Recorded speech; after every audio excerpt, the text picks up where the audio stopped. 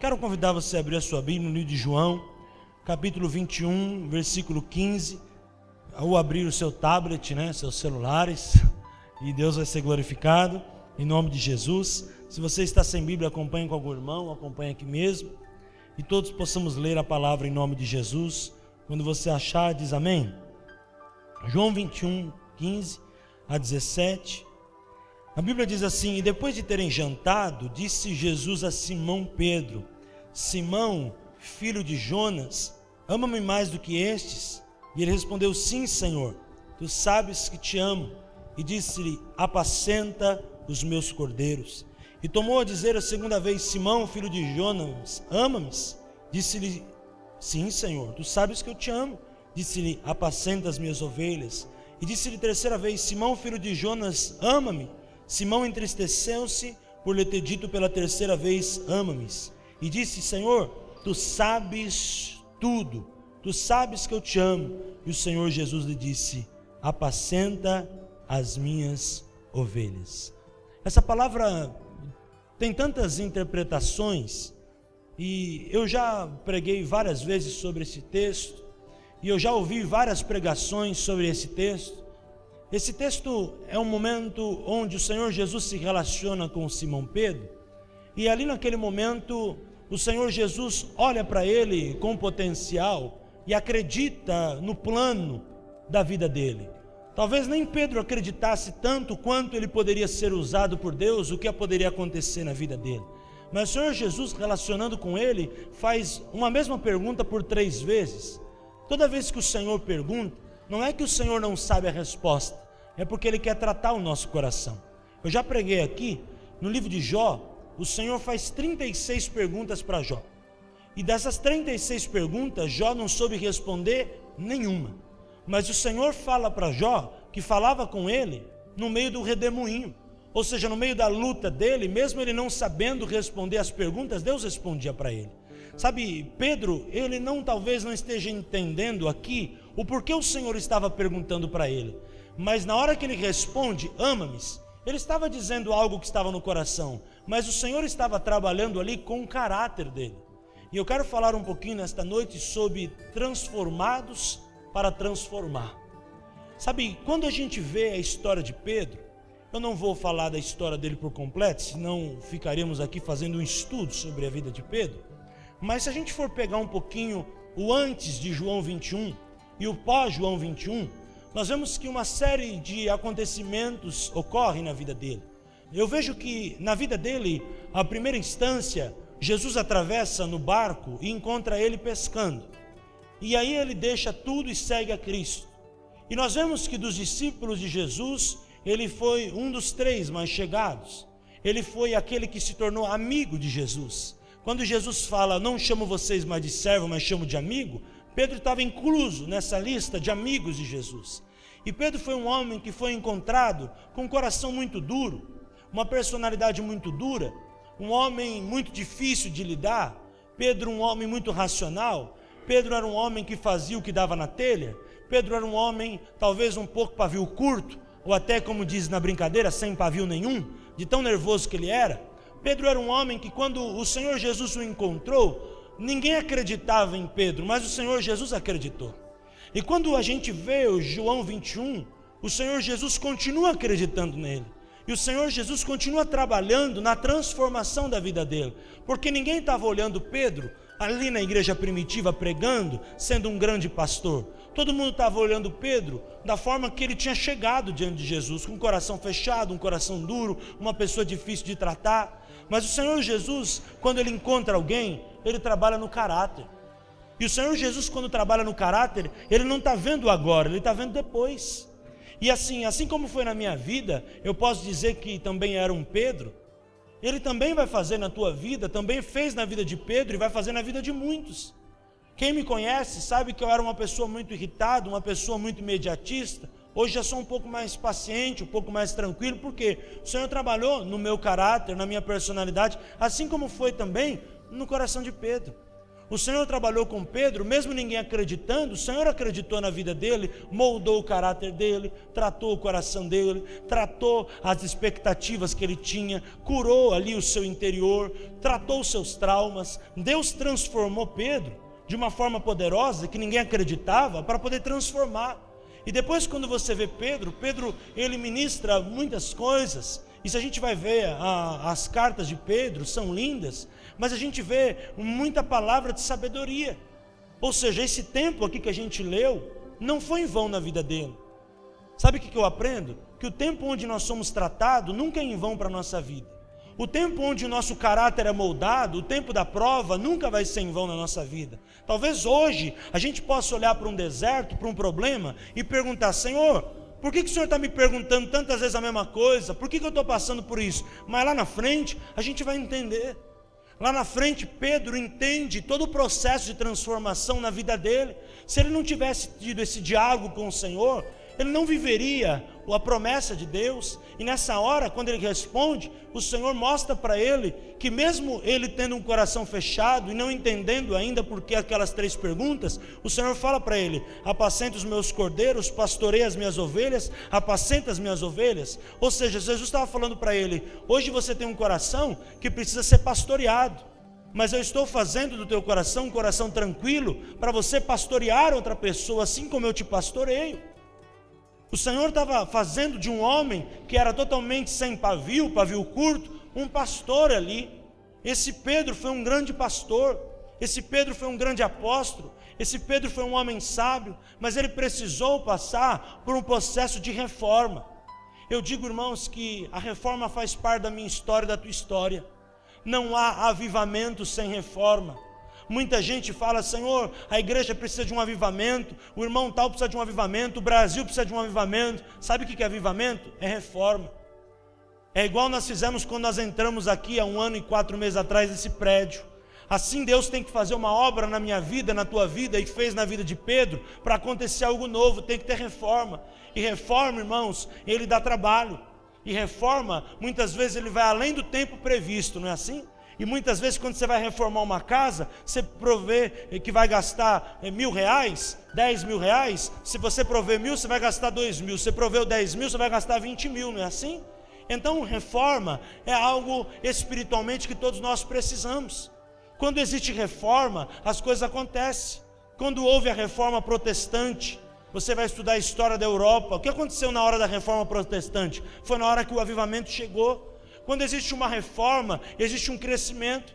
A igreja presbiteriana de Manaus, a igreja onde nós temos o contato lá dos ribeirinhos, era uma igreja pequena, de 80, 50 pessoas. Hoje é uma igreja de 8.000 membros. Mas sabe o que precisou acontecer? Precisou ter uma reforma.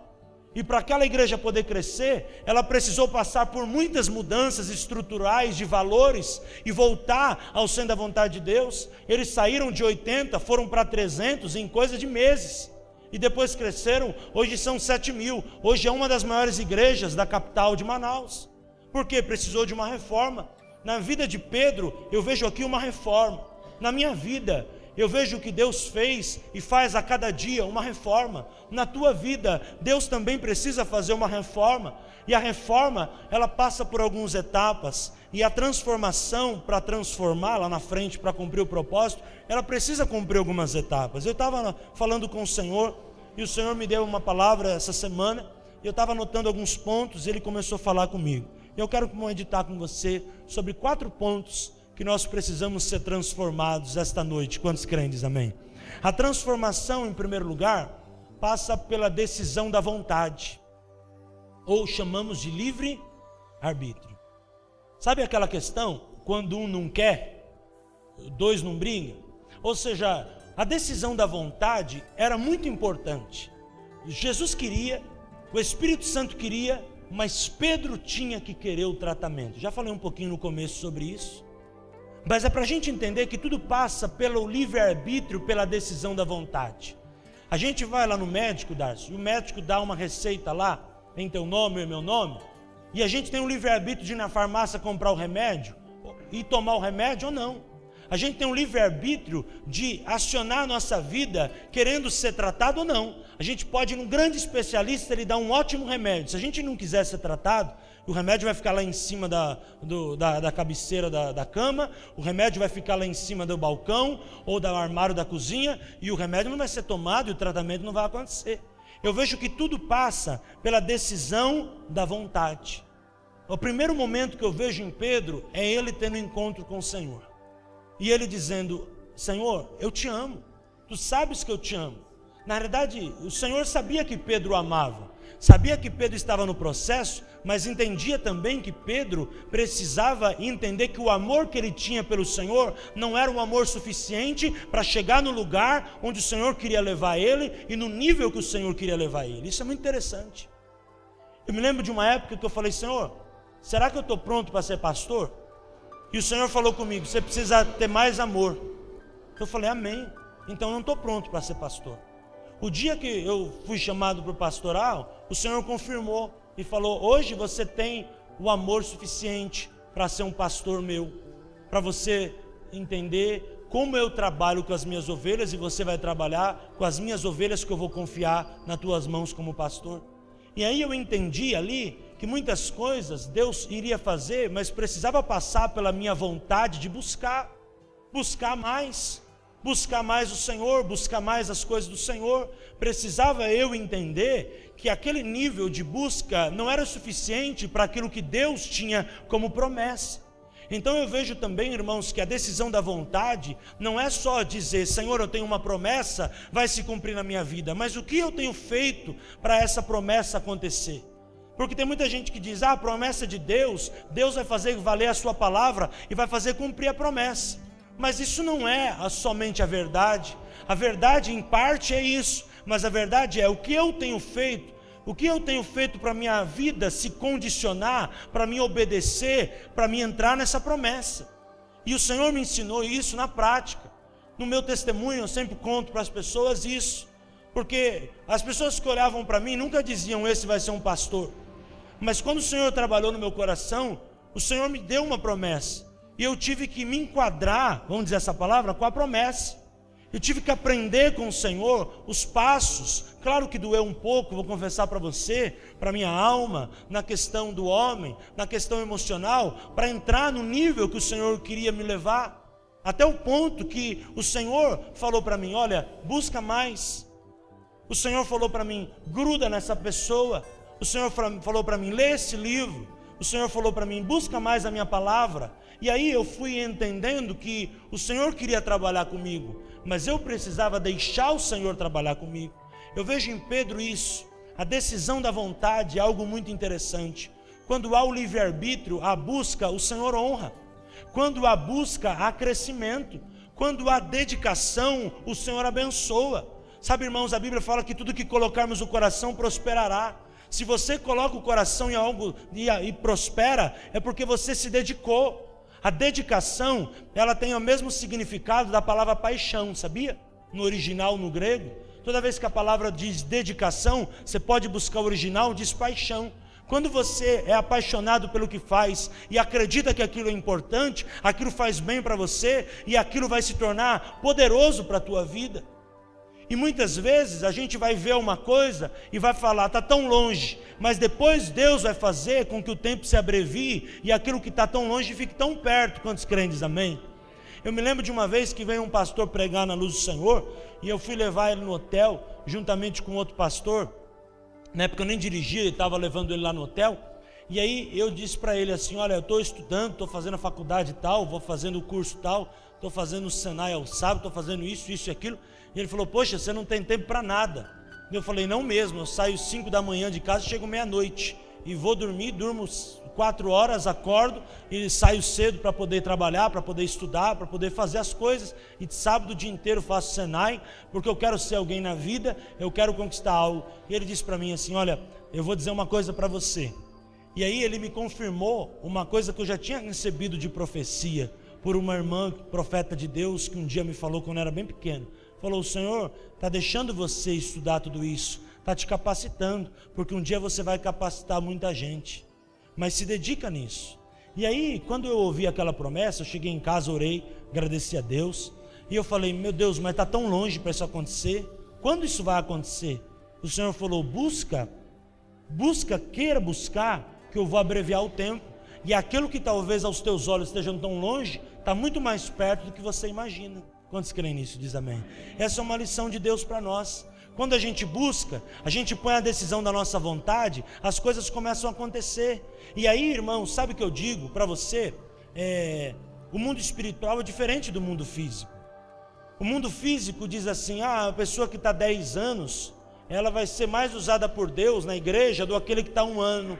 Espiritualmente não funciona assim não, irmãos. Muitas vezes alguém que está chegando, está com tanta sede, está com tanta busca, tanta paixão, e Deus vai usar e vai derramar conhecimento muito mais do que o outro. Porque o outro que está lá há tantos anos é crítico, não acredita, ele já se tornou um Tomé. E Pedro foi um homem que por um tempo não acreditou, mas de quando ele acreditou, as coisas começaram a desandar. Então a decisão da vontade é muito interessante. Quantos creem, diz amém?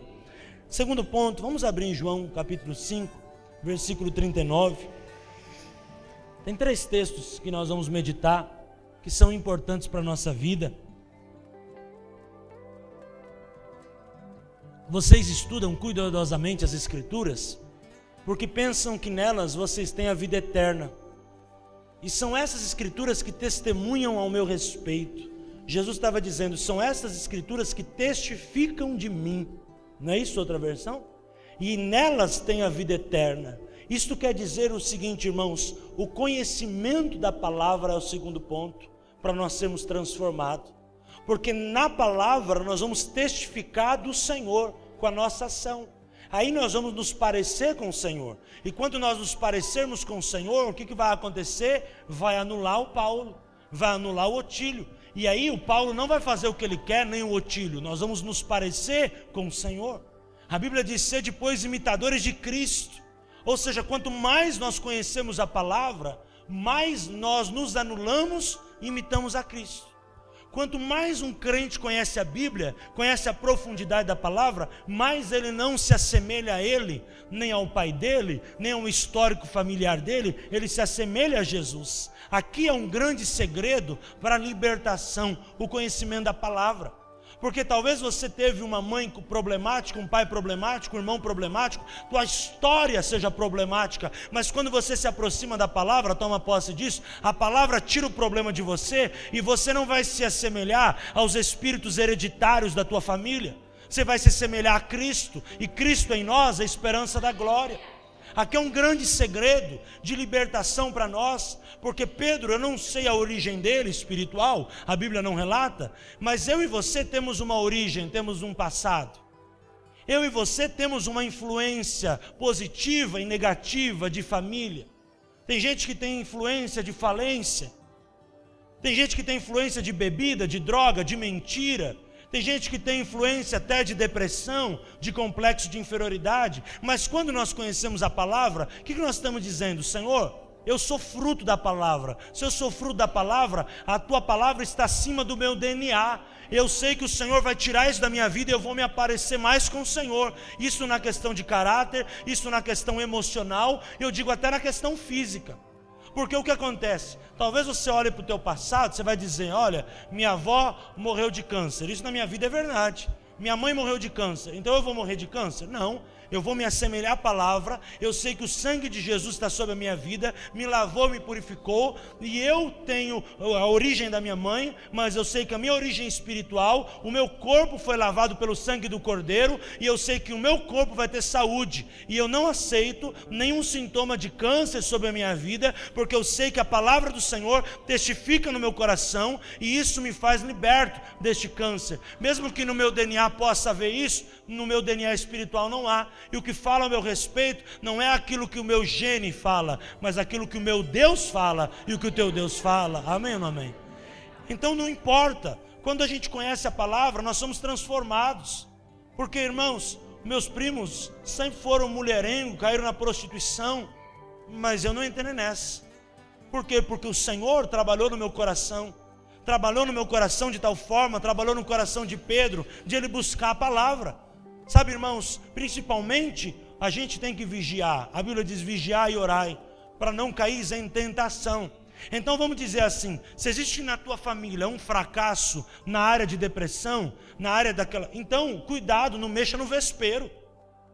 Não vai mexer naquela área, porque aquela área talvez seja uma fraqueza para você. Então fica longe. Ah, pastor, quer dizer que dos outros pecados eu posso ficar perto? Não, você tem que ficar longe de tudo, mas principalmente das áreas que são fraqueza, para que você não seja tentado.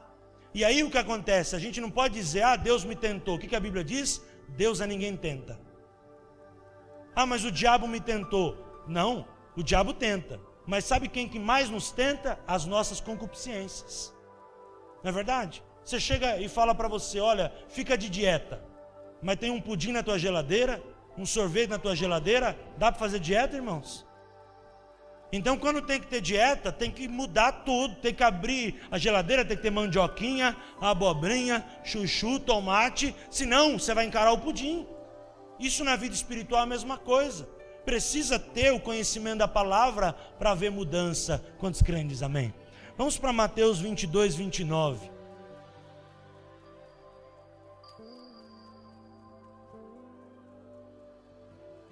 Mateus 22, 29. Fala algo tremendo também sobre a nossa vida. Quer que eu leia aqui? Não, amém. Jesus respondeu. Aqui está num tom de afirmação. Nós vamos ler depois esse texto num tom de questionamento. Jesus respondeu, vocês estão enganados porque não conhecem nem as Escrituras, nem o poder de Deus. Sabe onde está o equilíbrio do conhecer a palavra? Não é ter sua letra, é ter a revelação. E conhecer a palavra é algo tão interessante que o conhecer tem que ter experiências com Deus. Jó conhecia Deus de ouvir falar. Ele tinha muita escritura, mas ele não tinha o poder. O poder de Deus é que nos dá o equilíbrio. Sabe qual que é o segredo? A própria Bíblia fala, eles estavam debatendo os homens, dizendo, uns são de Apolo, outros são de Paulo, outros são de Cefas. Mas sabe o que Paulo prega? Todavia todos são de Cristo.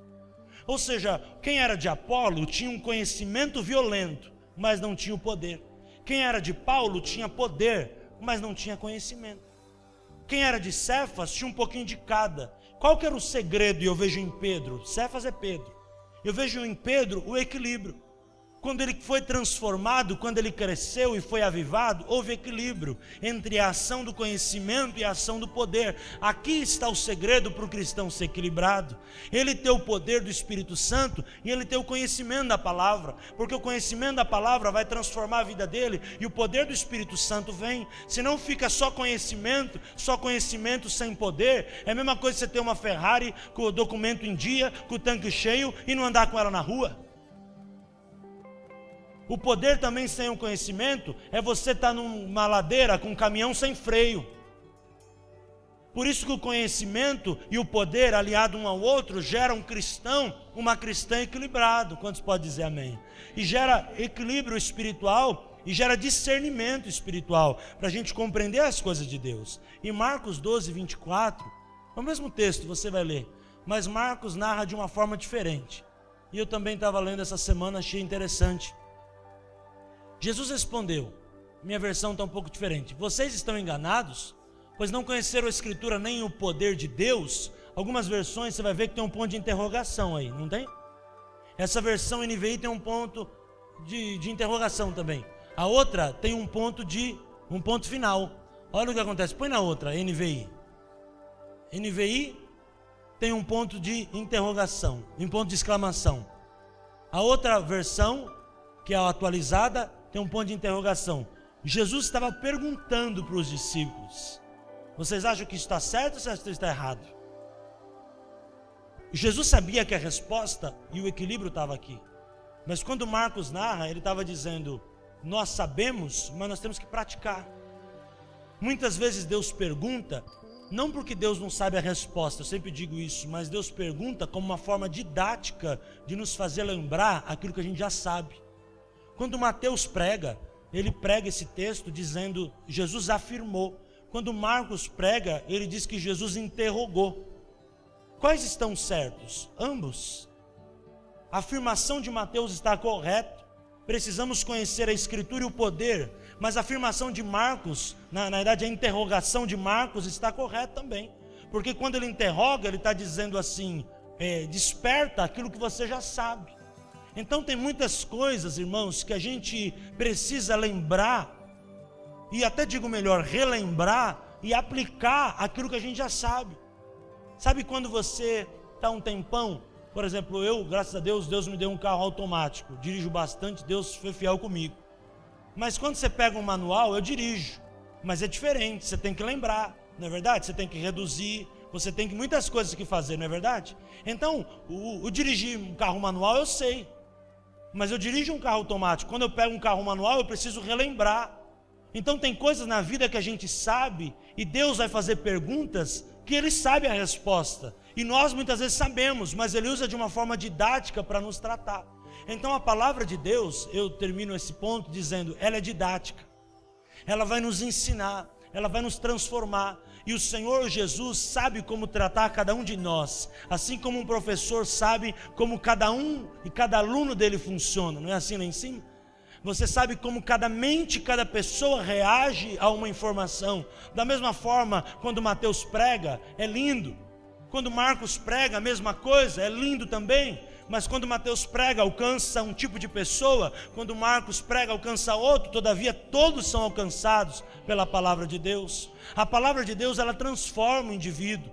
Ela transforma a minha vida e a tua vida. E eu digo sempre para as pessoas, irmãos, a palavra de Deus é tudo. Mas a palavra de Deus, irmãos, não é você chegar e comer rápido. Sabe quando você come rápido? Quando você vai num self-service, igual eu e a Débora fomos hoje? Tinha compromisso antes, depois vai lá, pega o primeiro que você vê na frente, põe lá e come. Self-service. É muito rápido, mas a palavra de Deus não pode ser self-service. A palavra de Deus tem que ser igual rodízio. Você fica lá, você fica lá, você fica lá, você fica lá, você fica lá. Por quê? Porque quando você vai na churrascaria, você tem que ter tempo. Você não vai na churrascaria para ficar 5 minutos, para pegar a primeira carne que tem lá e comer e ir embora. E eu digo que a palavra de Deus tem que ter tempo.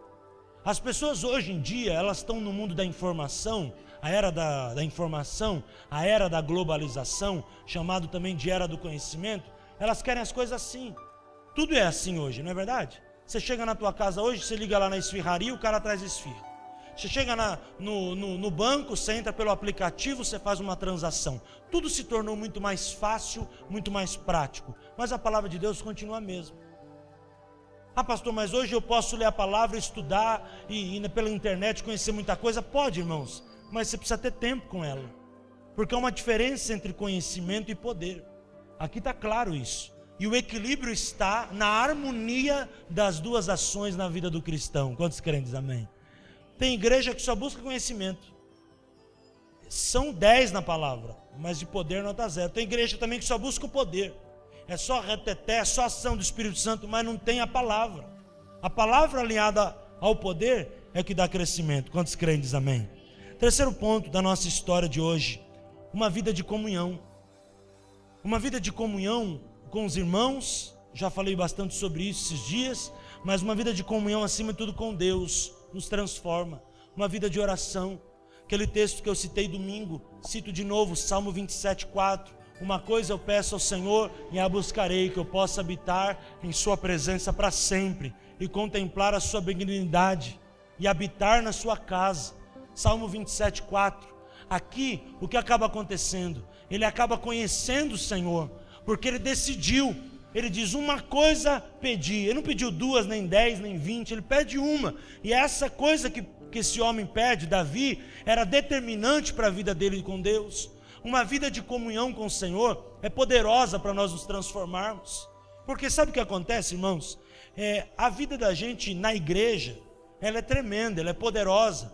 Ela acontece quando? De terça na escola de líder, de quinta no culto e domingo no culto. E os obreiros têm outros dias para ensaiar. Sábado agora nós vamos ter o evangelismo. É muito importante a gente vir, servir a Deus. É tremendo, é poderoso.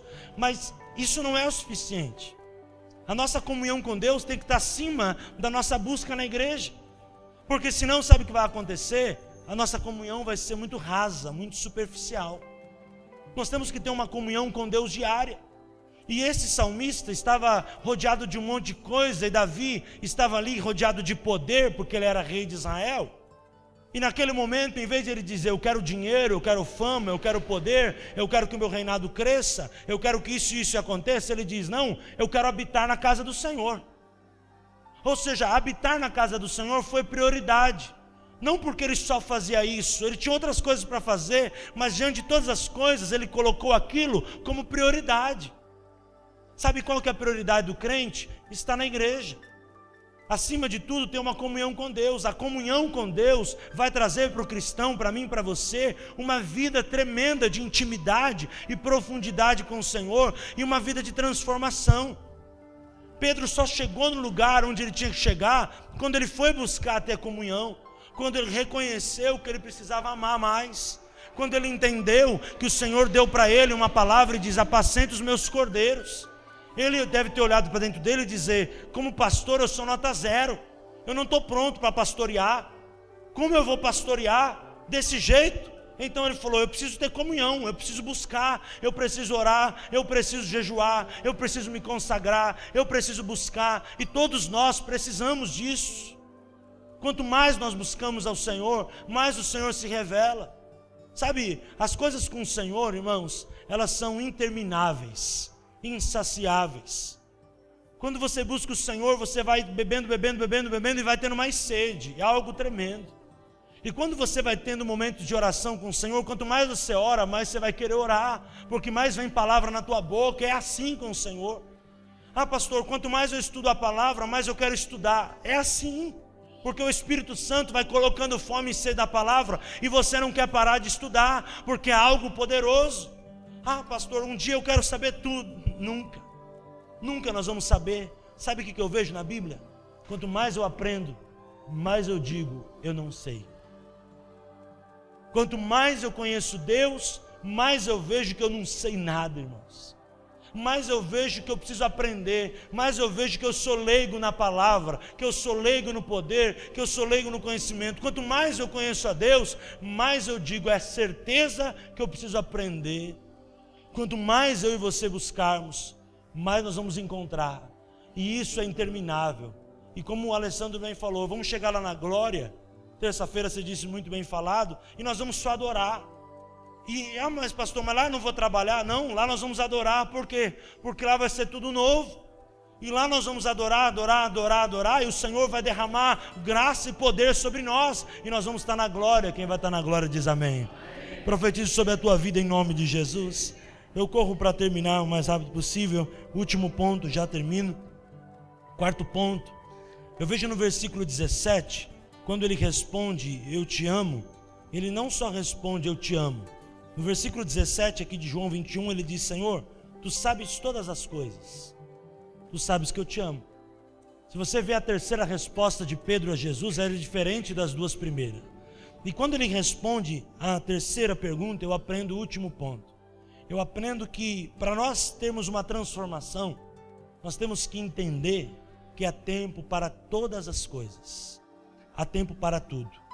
A Bíblia diz, quer dentro do tempo, quer fora de tempo, buscai. O melhor tempo é o tempo que se chama hoje. Há tempo para todas as coisas debaixo do propósito do céu.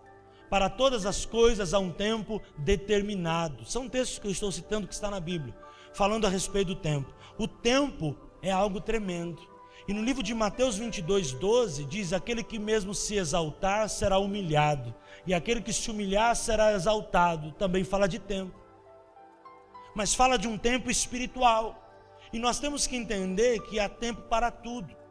E se nós queremos chegar logo no lugar da vitória, muitas vezes nós estamos nos precipitando em não fazer algo que o Senhor quer que a gente faça agora.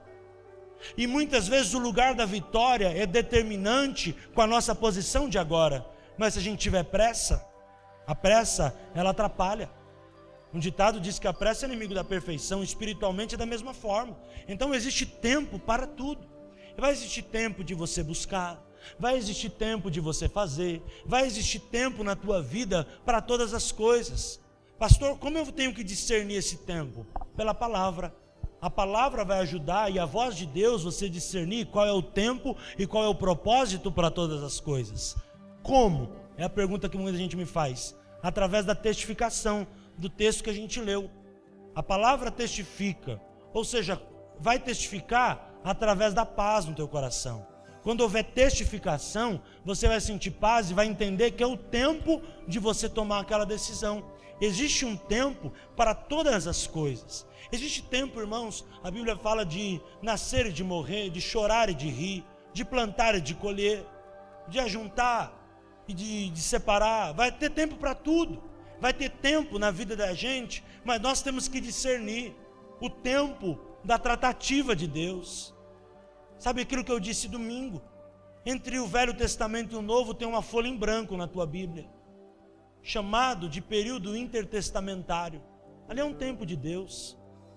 Na Bíblia você vê Jesus com 12 anos, não vê? Depois você vai ver falar dele quando ele tinha 30, tem 18 anos aí. É um tempo de Deus, é um silêncio de Deus. No silêncio Deus trabalha. E muitas vezes nós entendemos que o tempo de Deus é só quando Ele está falando e agindo, mas muitas vezes Deus vai trabalhar no silêncio. Deus vai trabalhar, tem um livro muito antigo que diz assim, Deus trabalha no turno da noite. E vai dizer ali quantas coisas Deus vai fazer à noite quando você buscar.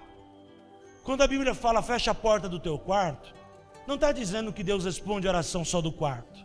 Mas o quarto ali, ele tem um significado de intimidade. O que Deus quer não é que você ore no quarto. Talvez o teu quarto seja o lugar pior para você orar. Seja melhor na sala, seja melhor na igreja, em qualquer outro lugar. Mas o Senhor está dizendo, entra na intimidade do Senhor. E ali você vai conhecer o Senhor, vai entender o tempo de Deus. E quando você estiver com o Senhor, os dons vão fluir e Deus vai te abençoar de uma forma poderosa. Nós temos que entender que há tempo para tudo. Existe tempo para todas as coisas. Mas sabe qual é a questão? E o pecado crucial, e muitas vezes nós estamos nos suicidando nesse pecado, é que nós muitas vezes estamos fazendo aquilo que é do nosso tempo, não do tempo de Deus. E quando isso acontece, as coisas começam a declinar. E aquilo que gerava mais prazer começa a gerar peso. E aquilo que antes fazia muito bem começa a fazer mal. E aquilo que antes muitas vezes vinha para nos motivar, começa a nos desmotivar, porque a gente não compreende o tempo e vira. Ao invés de estar vendo dessa forma, vê da forma ao contrário. E a Bíblia fala em todo tempo que Deus vem trazer paz, não é? Paz no coração, paz. Mas Jesus uma hora, ele precisou dizer, eu não vim para trazer paz aqui não, eu vim para trazer espada. E a minha espada é o quê? É para separar coisa boa de coisa ruim. Se ele chegasse ali mole, Jesus não ia alcançar o objetivo. Ele precisou falar, eu vim com espada, porque o que funciona a espada? A espada funciona para separar coisa ruim de coisa boa.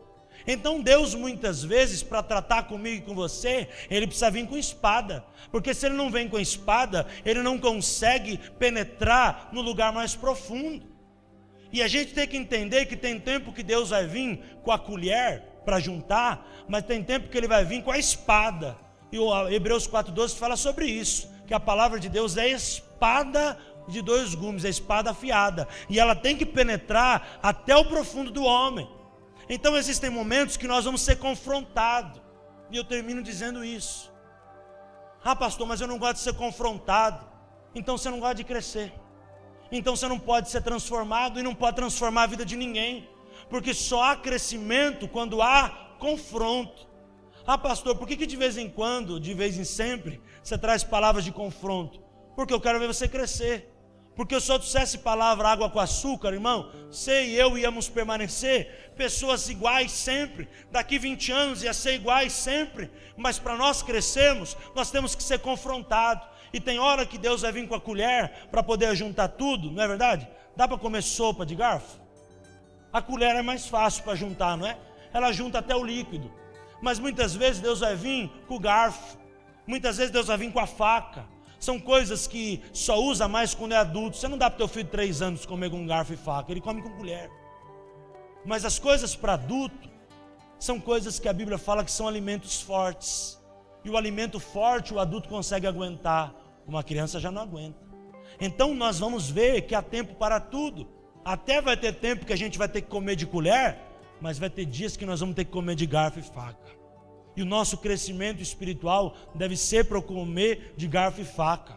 Porque se a gente viver a vida inteira só comendo de colher, irmão, nós vamos viver a vida inteira sendo criança. A vida espiritual não pode ser assim. Nós temos que comer de colher, mas temos que correr com perseverança a carreira que nos está proposta para comer de garfo e faca e alcançar o crescimento. Ah, eu não gostei daquilo que foi falado na igreja, da forma que o louvor ministrou, mas irmãos, muitas vezes Deus usa espada desembainhada, e muitas vezes Deus vai usar uma palavra para confrontar, e não é porque o pastor está bravo, não é nada disso, irmãos, misericórdia, misericórdia. A questão é, nós precisamos discernir o tempo e o propósito, e se a gente erra nisso, depois para corrigir, irmãos. Quantos aqui já erraram na vida? Quantos aqui já tomaram decisão precipitada? Levanta as duas. Levanta o pé também, né, Tílio? A gente já tomou muita decisão precipitada. Levanta tudo, eu me rendo, né? Mas uma coisa eu digo, irmãos, a vida é uma escola. E quando a gente é transformado, a gente pode transformar. Quando a gente aprende com o Senhor, a gente sabe que todas as coisas correm para o nosso bem. Pedro não entendeu nada da transfiguração de Jesus, mas Jesus entendeu. Mas lá na frente Pedro não entendeu. Deus é glorificado no tempo. E a cada dia nós vamos aprendendo, a cada dia nós vamos buscando. E Deus vai nos dando um coração sábio. A minha oração é que o Senhor te abençoe na tua vida espiritual. E que você possa buscar mais e mais o Senhor. Que você possa ter um encontro com o Senhor de uma forma gloriosa. E eu profetizo que os rios de águas vivas do Senhor fluirão sobre a tua vida. Porque a Bíblia diz que aqueles que crerem em mim vão ter o rio fluindo. Que você possa fluir na tua vida em nome de Jesus.